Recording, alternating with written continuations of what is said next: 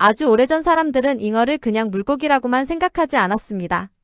강과 연못에서 사는 커다란 잉어를 보며 사람들은 이런 상상을 했습니다. 저 물고기는 뭔가 특별한 힘이 있는 게 아닐까? 왜냐하면 잉어는 다른 물고기보다 힘이 셌기 때문입니다. 거센 물살도 거슬러 올라갔고 탁한 물에서도 잘 살아남았습니다. 심지어 큰 비가 내려 강물이 뒤집혀도 끝까지 버티는 경우가 많았습니다.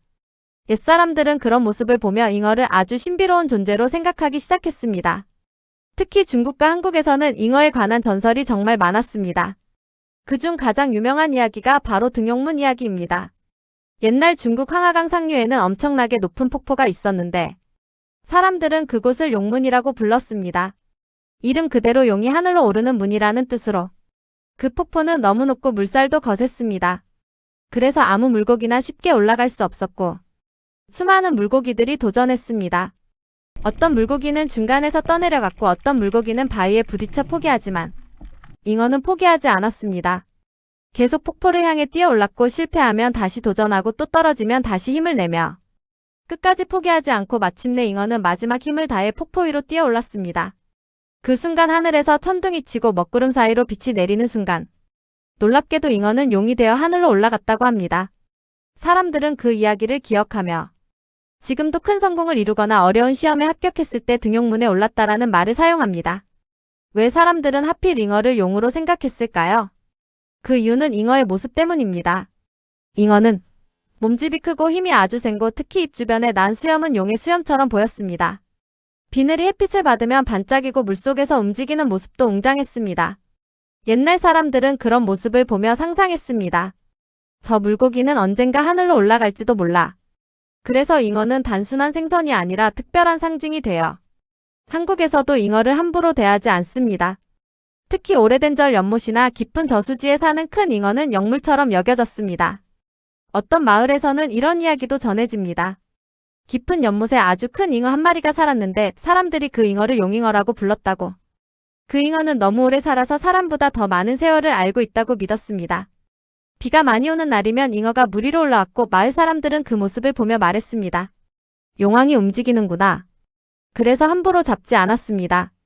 만약 큰 잉어를 괜히 잡거나 죽이면 마을에 재앙이 온다고 믿는 사람들도 있었습니다. 실제로 옛날에는 강과 바다에 신이 산다고 믿는 경우가 많았고 강에는 강이 신이 있고 바다에는 용왕이 있다고 생각했습니다. 그리고 잉어는 그 용왕과 이어진 존재라고 여겼습니다. 그래서 아주 큰 잉어를 보면 단순한 물고기가 아니라 신비로운 존재처럼 바라보았습니다. 또 붉은 잉어에 관한 이야기들도 왔습니다. 붉은색은 옛날부터 특별한 색으로 사람들은 붉은색이 나쁜 기운을 막고 복을 가져온다고 믿었습니다. 그래서 붉은 잉어를 보면 좋은 일이 생긴다고 여겨 지금도 일본이나 한국의 연못을 보면 붉은 비단잉어가 많은 이유가 바로 이것입니다. 사람들은 잉어를 보며 행운과 부귀를, 어떤 지역에서는 꿈속에 잉어가 나오면 큰일이 생긴다고 믿었습니다. 특히 큰 잉어가 하늘로 뛰어오르는 꿈은 출세를 하거나 시험에 붙는 꿈으로 여겼습니다. 그래서 과거 시험을 앞둔 선비들은 잉어 그림을 방에 걸어두기도 했습니다. 불교에서도 잉어는 특별하게 여깁니다. 절 연못에 잉어가 많은 이유도 단순히 보기 위해서만 아닙니다. 스님들은 거센 물살을 거슬러 올라가는 잉어의 모습을 수행과 닮았다고 생각했습니다. 수행에서도 계속 마음이 흔들리고 힘든 일이 생기지만 포기하지 않고 앞으로 나아갑니다. 잉어 역시 물살에 떠밀려도 다시 오르고 그래서 잉어는 인내와 끈기의 상징이 되었습니다. 재미있는 점은 어린 잉어도 따로 이름이 있었다는 것입니다. 바로 발강이입니다.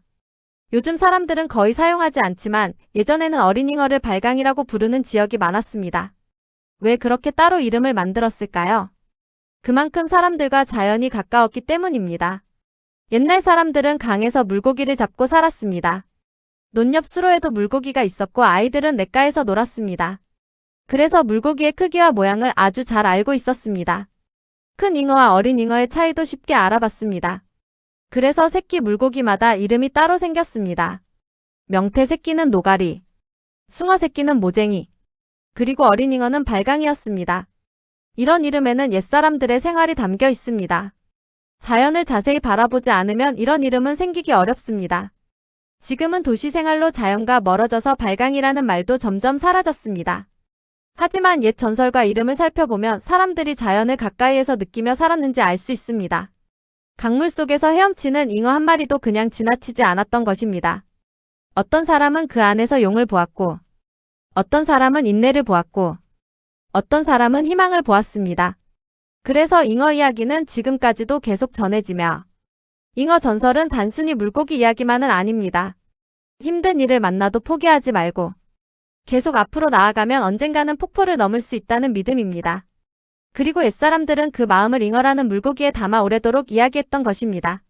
감사합니다.